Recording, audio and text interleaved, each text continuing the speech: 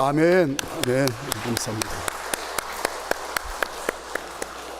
예, 이 시간 여러 가지 사정 때문에 가정과 일터에서 그리고 또 병상에서 지방과 해외에서 영상으로 함께 드리는 우리 옥토가족 모든 분들에게도 하나님께서 동일한 은혜를 부어주시기를 바랍니다.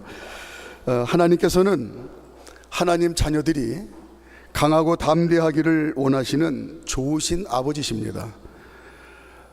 성경 맨 앞부분에 보면 하나님께서 하나님의 형상대로 하나님 자녀인 아담과 하와를 지으셨는데 애초부터 너희는 내게 지음받은 내 자녀이기 때문에 하나님 자녀답게 강하고 담대하게 살라고 축복을 선포하셨습니다. 자, 창세기 1장 27절 28절 함께 보도록 하겠습니다. 시작. 하나님이 자기 형상 곧 하나님의 형상대로 사람을 창조하시되 남자와 여자를 창조하시고 하나님이 그들에게 복을 주시며 하나님이 그들에게 이르시되 생육하고 번성하여 땅에 충만하라. 땅을 정복하라.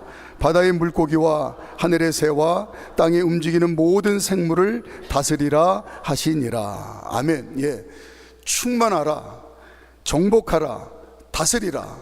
이 말씀 모두가 하나님 자녀답게 아담과 하와야 강하고 담대하게 살라는 그런 하나님의 위대한 축복의 선포입니다.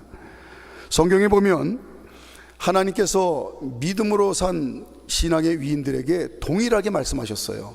내가 너를 택하지 않았느냐? 내가 너의 하나님 아니냐? 강하고 담대하라고 축복하셨는데 몇 분 살펴보면 믿음의 조상으로 택한 아브라함에게도 하나님께서 내가 너를 지명하여 택했으니까 두려움 없이 너는 강하고 담대하게 살라고 축복하셨습니다. 자, 창세기 15장 1절이죠. 시작. 이후에 여호와의 말씀이 환상 중에 아브라함에게 임하여 이르시되 아브라함아 두려워하지 말라. 나는 네 방패요 지극히 큰 상급이니라. 아멘. 이삭에게도 내가 전지전능한 하나님 네 하나님 아니냐? 너는 나를 믿고 의지하며 당당하게 승리하며 그렇게 살라고 축복하셨습니다. 자, 창세기 26장 24절. 이사가 강하고 담대하라. 시작. 그 밤에 여호와께서 그에게 나타나 이르시되 나는 내 아버지 아브라함의 하나님이니 두려워하지 말라.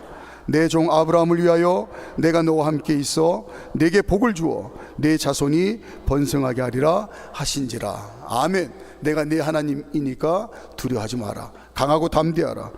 집에서 도망 나온 야곱에게도 하나님께서 그를 품에 꼭 안아주시며 힘을 주시고 위로하셨습니다. 내가 네 하나님이다. 내가 강하고 의로운 손으로 너를 붙들고 있으니 너는 반드시 승리할 거다. 용기를 내라고 축복하십니다. 창세기 28장 15절. 시작. 내가 너와 함께 있어 내가 어디로 가든지 너를 지키며 너를 이끌어 이 땅으로 돌아오게 할지라. 내가 내게 허락한 것을 다 이루기까지 너를 떠나지 아니하리라 하신지라. 아멘. 이들뿐만 아니라 애굽의 종으로 팔려온 요셉, 또 이스라엘 백성들을 애굽에서 이끌어낸 모세, 가나안 땅을 점령한 여호수아, 위대한 이스라엘을 건설한 다윗 등 믿음으로 하나님을 의지하며 산 신앙의 사람들에게 하나님께서 내가 너의 하나님이니 나를 의지하고 나의 도우심을 구하라. 그리고 강하고 담대하게 살라고 축복하셨습니다. 특별히 오늘 본문의 저자인 바울은 다메섹으로 가던 도중에 예수님을 만났어요. 그리고 그는 그 믿음으로 구원받고 하나님 자녀가 되었습니다. 그때부터 절대 믿음을 가졌는데 그 믿음이 뭐냐면 주님 약속하신 대로 내가 하나님 자녀가 됐는데 주님 약속하신 대로 성령님께서 하나님 자녀인 나 바울과 함께 하십니다. 바울이 하나님 자녀답게 강하고 담대하게 승리의 삶을 살도록 성령님이 보혜사가 되어주셔서 나를 도우십니다. 이 믿음이 분명했습니다. 바울 자신의 삶을 통해서 하나님 자녀는 그의 삶을 통해서 살아냈고 증명을 했고 자기를 본받으라고 얘기를 했어요. 자신의 삶을 통해서 하나님 자녀는 하나님의 도우시는 능력을 힘입어 강하고 담대하게 살면서 마귀를 이기고 세상을 이기고 죄를 이기고 자기 자신을 이기는 그런 삶을 사는 큰 복을 누리며 사는 존재라는 걸 그가 믿고 살아냈습니다. 그래서 오늘 본문에 보면 믿음의 아들 디모데가 아들 디모데야 너도 하나님 자녀 아니냐, 하나님이 너와 함께 하신단다, 하나님이 네 아버지란다. 강하고 담대하게 살면서 하나님 자녀답게 강하고 담대하게 살면서 승리의 삶을 마음껏 누리며 살라고 축복합니다. 뿐만 아니라 네가 섬기는 에베소 교회 모든 성도님들이 강하고 담대한 믿음으로 승리하며 살도록 네가 잘 인도하고 섬기라고 권면을 합니다. 자, 그럼 오늘 본문을 통해서 바울이 살아내고 그리고 또 고백한, 또 디모데에게 권면하고 에베소 성도들에게 권면한 하나님 자녀가 강하고 담대하게 승리하는 그런 신앙생활을 살기 위해서 뭘 오늘 힌트로 얘기하고 있나 살펴보도록 하겠습니다. 첫째는 하나님 자녀가 강하고 담대하게 승리하는 신앙생활을 하기 위해서는 선한 싸움을 잘 싸워야 된다, 이걸 강조합니다. 전쟁에서 승리하는 부대와 패배하는 부대가 여러 가지 요인이 있는데 그 중에 가장 큰 차이점을 찾으라면 두말할 것 없이 평소에 얼마나 철저하게 훈련을 잘 했느냐, 여기에 관건이 있습니다. 그래서 부대마다 이 훈련의 중요성을 강조하는 구호들이 있죠. 이게 군대 갔다 오신 분들은 뭐 잘 아실 텐데, 어느 분대는 훈련을 하면서 훈련을 실전처럼 해야 된다, 이렇게 훈련을 강조하는 구호를 외치는 부대들이 있죠. 또 어떤 부대는 훈련에서 지금 흘리는 이 땀 한 방울이 전쟁에서 피 한 방울을 대신한다, 이 구호와 함께 열심히 이제 군인들을 훈련을 시킵니다. 또 제가 근무했던 부대에서는 안 되면 되게 하라 하면서 열심히 목숨 걸고 훈련을 해야 전쟁에서 이긴다고 강조를 했습니다. 마찬가지로 바울이 믿음의 아들 디모데가 강하고 담대하게 신앙생활 하도록 그냥 말만 그런 것이 아니라 평소에 철저하게 훈련하고 또 교육했다는 사실을 알 수가 있습니다. 그게 오늘 본문 18절 말씀이에요. 자, 18절 말씀 함께 읽어볼까요? 시작. 아들 디모데야, 내가 내게 이 교훈으로서 명하노니 전에 너를 지도한 예언을 따라 그것으로 선한 싸움을 싸우며. 여기서 보니까 전에 너를 지도한 예언을 따라 그랬는데, 여기에서 예언은 제가 몇 번 말씀드린 것 같은데 바울이 여러 차례 예언을 하는데 그 강조점이 어디 있느냐면 일기예보할 때의 미리예, 물론 그런 의미도 당연히 있죠. 그런데 거기에 강조점이 있는 것이 아니라 예금할 때의 막길예, 여기에 강조점을 두고 있습니다. 그러니까 바울이 내가 너를 지도한 예언이다 라고 말씀했을 때에는 하나님이 맡겨주신 말씀, 하나님이 주신 말씀, 선포된 말씀, 이걸 가지고 내가 너를 교육하고 훈련했다는 말이에요. 디모데에게 진리의 말씀, 생명의 말씀을 꾸준히 가르치고 훈련했다는 것을 알 수가 있습니다. 하나님의 말씀을 정확히 가르치는 것이, 그것이 맡긴 것이요, 그게 예언이었습니다. 바울은 디모데에게 하나님 자녀들은 선한 싸움을 잘 싸워야 한다고, 이게 하나님이 우리에게 맡겨주신 중요한 말씀이라고, 하나님이 하나님 자녀들에게 하나님 자녀는 선한 싸움을 잘 싸워야 된다고, 이게 선포된 중요한 말씀이라고 그걸 가르치고 훈련을 시켰어요. 싸움은 선한 싸움이 있고 악한 싸움이 있습니다. 예를 들면 사람을 죽여도 살인범이 될 수 있고 영웅이 될 수 있습니다. 일상생활에서는 어떤 이유로도 사람을 죽이면 그 사람은 살인범이 됩니다. 하지만 전쟁터에서는 사람을 많이 죽이면 죽일수록 영웅이 됩니다. 똑같이 사람을 죽이는 건데 달라요. 하나님 자녀들이 마귀와의 이 영적인 싸움에서, 전쟁에서 치열하게 싸우는 게 이게 선한 싸움입니다. 또한 나의 옛사람과 끊임없이, 바울처럼 내 안에 성령의 법과 또 육체의 법이 있는데 나의 옛사람과 끊임없이 싸우는, 죄와 끊임없이 싸울 줄 아는 것이, 그게 선한 싸움입니다. 마귀와 영적인 싸움에서 치열하게 싸우는 것이 그게 선한 싸움입니다. 반대로 하나님 자녀들이 자기 자신을 위해서 육체의 정욕과 안목의 정욕과 이상의 자랑을 위하여 자기 소욕을 위하여 사람과 싸우는 건 이건 이유불문하고 악한 싸움입니다. 바울이 에베소 교회에서 목회할 때 항상 에베소 교회 성도님들에게 훈련시키며 강조했던 내용이, 하나님 자녀들은 이 선한 싸움, 마귀와의 영적인 싸움, 나의 옛사람과의 싸움, 이 죄와의 싸움, 이 싸움에 능한 자들이 되어야지 자기의 소욕을 위해서 사람과 싸우는 이 육신의 싸움에 능한 자가 되어서는 안 된다는 걸 강조하고 교육하고 훈련시켰어요. 그 흔적이 에베소서 6장 10절과 12절에 나타나 있습니다. 시작. 끝으로 너희가 주 안에서와 그 힘의 능력으로 강건하여지고 마귀의 간계를 능히 대적하기 위하여 하나님의 전신갑주를 입으라. 우리의 씨름은 혈과 육을 상대하는 것이 아니요 통치자들과 권세들과 이 어둠의 세상 주관자들과 하늘에 있는 악의 영들을 대함이니라. 원어에 보면 통치자들과 권세들과 이 세상의 이 어둠의 세상 주관자들과 하늘에 있는 악한 영들, 이게 다 영적인 싸움을 얘기하는 겁니다. 하나님 자녀들은 이 선한 싸움을 잘 싸워서 마귀를 밟아 이기고 나 자신을 이기고 죄를 이겨야 된다는 걸 바울은 끊임없이 강조를 했어요. 그래야 하나님 자녀로 살아가는 내 자신의 삶도, 또 하나님께서 가장 소중한 공동체로 허락하신 내 가정도, 또 주님의 몸된 교회도 풍성한 복을 누리며 산다라는 걸 계속해서 강조하고 교육했습니다. 반대로 하나님 자녀들이 이 영적인 싸움, 이 선한 싸움에는 무능하고 때로는 관심도 없고 사람하고 싸우는 이 악한 싸움에만 능하면 주신 복을 다 쏟아버린다는 걸 계속해서 강조를 했어요. 그래서 바울은 에베소 교회 성도님들이 하나님 자녀답게 선한 싸움에 능력 있는 자들이 되어 복된 삶을 살도록 계속해서 가르치고 또 가르치고 훈련을 했습니다. 디모데에게 이걸 지금 강조하는 거예요.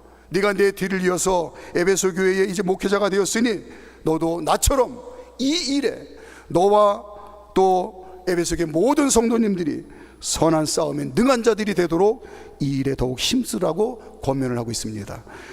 두 번째는 하나님 자녀가 강하고 담대하게 승리하는 신앙생활을 하려면 믿음을 가져야 된다는 걸 강조하고 있습니다. 바울이 이해한 믿음은 신뢰하고 맡길 줄 아는 거예요. 바울은 어떤 상황에서도 믿음으로 살려고 최선을 다한 믿음의 사람입니다. 우리는 바울이 어떤 삶을 살았는지 잘 알아요. 주신 사명을 감당하기 위해서 그는 죽을 고비도 많이 넘겼고 말로 표현이 안 되는 수많은 고난의 시간들이 있었습니다. 그러나 그는 어떤 상황에서도 믿음을 지키기 위해서 최선을 다했어요. 무슨 얘기입니까? 다 맡겼습니다. 전적으로 하나님께 맡기고 주신 사명에 집중을 했어요. 믿음으로 산다는 것의 반대말은 눈에 보여지는 대로 내 힘과 내 방법, 내 의지, 내 판단, 그래서 자기 소견에 오른 대로 사는 것, 이게 믿음의 반대말입니다.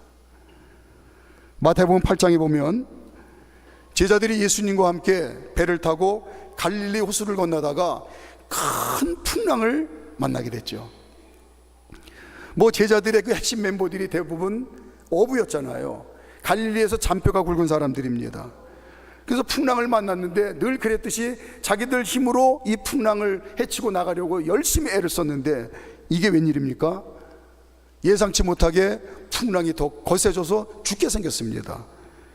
그제서야 주님께 주님 살려주세요, 우리가 죽습니다 라고 소리를 칩니다.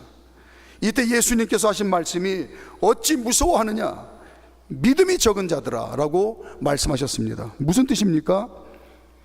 너희가 어찌 눈앞에 있는 풍랑은 볼 줄 알면서 함께 계시는 능력 많은 예수님, 내가 지금까지 이 권능의 손으로 행한 모든 능력을 너희가 직접 보고 가장 가까이서 체험했지 않느냐.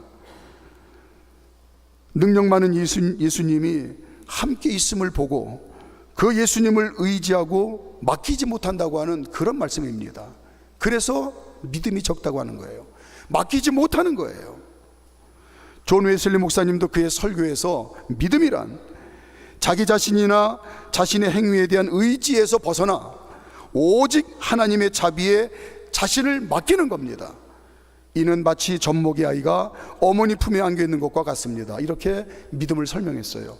그러니까 믿음은 어린 아이가 엄마 품 안에서 세상에 별 요지경이 다 일어나도 새근새근 편안하게 잠잘 줄 아는 것, 하나님께 모든 걸 신뢰하고 맡길 줄 아는 게 믿음이라는 겁니다. 반대로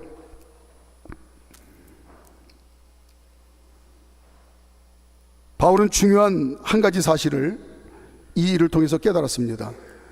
자신의 사역을 통해서 깨달았어요. 자기 소견에 옳은 대로 행하면 당장은 만족하고 또 잘 되는 것 같지만 결국은 그 끝은 인생들이 믿든지 안 믿든지 반드시 하나님 앞에 설 텐데, 그때 하나님 앞에서 가장 부끄러운 인생, 후회하는 삶, 뭔가 대단한 열심을 가지고 대단한 것을 쌓으면서 산 줄 알았는데 아무것도 없는 삶을 산다는 걸 바울이 확실하게 믿고 깨닫게 되었어요. 반대로 어린아이처럼, 어린아이 같은 그 믿음 가지고 주님께 모든 걸 맡기고 순종하면 당장은 안 되는 것 같지만, 손해보는 것 같지만, 바보가 되는 것 같지만, 그러나 합력하여 손을 이루신 하나님께서 반드시 복되게 한다는 사실을 그의 삶을 통해서 깨닫고 체험하고 확실하게 믿었습니다. 그래서 바울은 디모데와 에베소 교회 모든 성도님들이 굳센 믿음을 가지고 모든 일을 하나님께 전폭으로 맡기고 순종하라고 강조하는 겁니다. 믿음을 강조하는 거예요. 하나님 자녀들은 강하고 담대한 믿음으로 모든 것을 하나님께 맡기고 성령님의 인도하심을 따라 순종하며 사는 겁니다. 그게 하나님 자녀가 믿음으로 사는 겁니다. 진짜 맡기고 성령님의 인도하심을 따라 순종하며 사는 겁니다. 그게 하나님 자녀가 믿음으로 사는 겁니다. 그 믿음 때문에 어떤 상황에서도 참된 평안과 기쁨과 감사가 넘치는 복을 넉넉히 누리며 산다는 걸 강조하고 있습니다.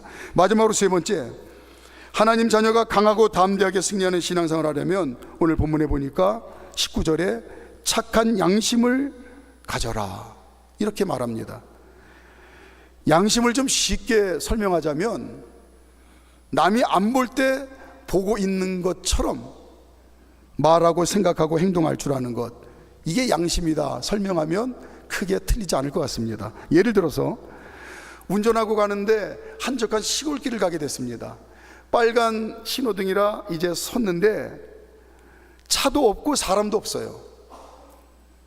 그런데 그 빨간 신호등에 신호 대기하고 움직이지 않습니다. 이유를 보니까 저 건너편에 경찰차가 서 있고 경찰이 지켜보고 있어요. 경찰차가 서 있고 경찰이 지켜보고 있는데 빨간불에 그렇게 그냥 지나가는 운전자는 한 명도 없을 겁니다. 그랬다가는 벌칙금 이제 내게 되기 때문에. 반면에 차도 없어요. 경찰도 없습니다. 아무 보는 사람도 없어요. 그냥 빨간불에 지나가도 별 문제가 없습니다. 그런데 누가 보지 않아도 그냥 신호를 지킬 줄 아는 것, 그게 양심을 지키는 거다, 이렇게 이해하면 틀리지 않을 것 같습니다. 그런데 바울은 디모데에게 양심은 양심인데 착한 양심을 가지라고 강조를 합니다. 그러니까 하나님 없이 사는 사람들도 갖는 이 양심의 차원을 넘어서는 그런 말씀이겠죠. 착한 양심. 바울은 분명하게 믿었습니다. 예수님의 십자가 부활을 통해서 누구라도 하나님 자녀가 되는데, 하나님 자녀들에게는 성령님께서 늘 함께 계시며 보혜사가 되어주신다는 약속의 말씀을 믿었어요. 그래서 바울 자신이 성령님이 늘 함께 계신다는 사실을 믿었습니다. 항상 성령님께서 함께 계시며 지켜본다는 사실을, 그걸 믿고 알고, 그래서 명심하고 말하고 생각하고 행동하려고 바울이 몸부림을 치고 노력했다는 말입니다. 제가 대학 시절 때 같은 과 친구 집에 가끔 놀러 간 적이 있었는데, 근데 이 녀석이 어려서 부모님이 이혼을 하시고 아버지하고 같이 살았는데, 안타깝게도 아버지는 그냥 술주정뱅이, 알코올 중독 상태고, 형이 직장 생활하면서 이렇게 가장 역할을 했습니다. 근데 이 녀석이 공부도 잘하고 그리고 늘 착해 보이는 그런 모습에 배울 점이 많다 싶어 이렇게 가까이 지내려고 애를 썼습니다. 어느 날도 이제 그 친구 집에 가서 놀다가 버스 정류장에서 버스 타기 직전에 가방을 두고 온 게 이제 문득 생각이 난 거예요. 그래서 야, 이게 또 내일 책 챙겨서 학교 가려면 가방이 필요해서 다시 이제 그 집에 갔는데, 그때는 아파트라도 지금처럼 뭐 이중으로 잠금 장치하고 그렇게 신경 써서 문을 안 잠갔거든요.